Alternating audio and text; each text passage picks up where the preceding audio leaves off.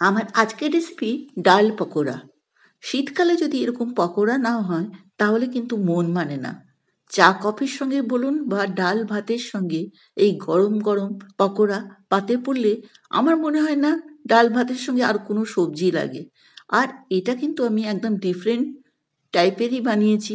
খুবই মুখরোচক, খুবই টেস্টি, খুবই মুচমুচে। একবার বানিয়ে দেখুন, ভালো লাগবে। আর তার সঙ্গে কিন্তু একটা বেশ টেস্টি চাটনিও আছে। এখানে আমি মুসুর ডাল 2 ঘন্টা আগে ভিজিয়ে রেখেছি। মুসুর ডাল ভিজতে কিন্তু খুব একটু বেশি সময় লাগে না। তারপর পরিষ্কার করে ধুয়ে জল ঝরিয়ে এটাকে পিষে নেব। তবে পেশার কথা বলি, এর মধ্যে কিন্তু আমি কোনো জল দেব না। দুটো কাঁচা লঙ্কা দিয়ে পিষে নেব। মুসুর ডাল পিষতে কিন্তু বেশি জলেরও প্রয়োজন হয় না। আর পেশাটা কিন্তু একটু চেয়েচে থাকবে, একদম মিহিন পাতলা পেস্ট করবেন না। এরপর আমি বলে ট্রান্সফার করে নিলাম। এর সঙ্গে দিয়ে দেবো 1 বাটি গ্রেট করা মূলো। মূলোটাকে খোসা ছাড়িয়ে গ্রেটারের সাহায্যে গ্রেট করে নিয়েছি। আপনারা ডালের আন্দাজটা তো দেখলেন, সেই আন্দাজে আমি গ্রেট করা মূলোটা দিয়েছি, সেরকমই দেবেন। এরপর গাজর, একটা গাজরকে খোসা ছাড়িয়ে ওটাও গ্রেটারের সাহায্যে গ্রেট করে নিয়েছি। এরপর দেব রসুন পাতা। এই যে রসুন পাতাটাকে পরিষ্কার করে ধুয়ে নেবেন, জল ঝরিয়ে রাখবেন। তারপর একটু কুচিয়ে কেটে নেব। খুব একটা কুচিয়ে কাটবো না, যাতে মুখে পড়ে দেখতেও সুন্দর লাগে, সবুজ লাল, খুব ভালো লাগবে। সেই হিসেব করে কুচিয়ে কাটতে হবে। এই বড়াটা খেতে কিন্তু অত্যন্ত মুখরোচক আর খুবই টেস্টি। দিয়ে দিলাম স্বাদ মতো লবণ আর কুচিয়ে রাখা পেঁয়াজ আর কাঁচা লঙ্কা। আপনারা কিন্তু কম বেশি এই পেঁয়াজ কাঁচা লঙ্কা করতে পারেন, তবে বেশি দিলে কিন্তু খুলে খুলে যাবে। এরপর দিয়ে দিলাম 2 টেবিল চামচের মতন চালের গুঁড়ো। ঘরে থাকা উপকরণ দিয়ে যদি মাথা লাগিয়ে কোনো একটা রান্না করা যায় তাহলে কিন্তু খুব ভালো হয়, আর সবাই খুব খুশি হবে আর দারুণ লাগবে আপনাদেরও। এরকম পকোড়া বানাতে, গরম গরম পকোড়া আর চা ভিজিয়ে খেলে খুব খুব ভালো লাগে।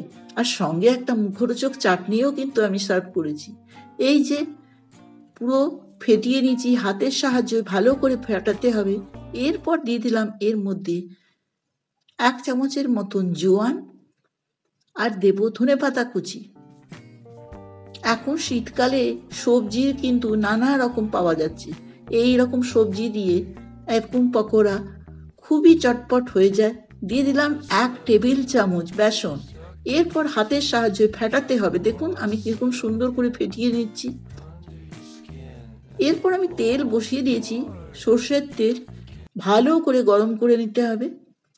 তারপর ফ্লেমটাকে লো রেখে হাত দিয়ে একদম নিচু করে দেখুন, যত ছোট চেষ্টা করবেন দিতে তত কিন্তু এটা টেস্ট হবে। ছোট ছোট হাত দিয়ে দিতে হবে।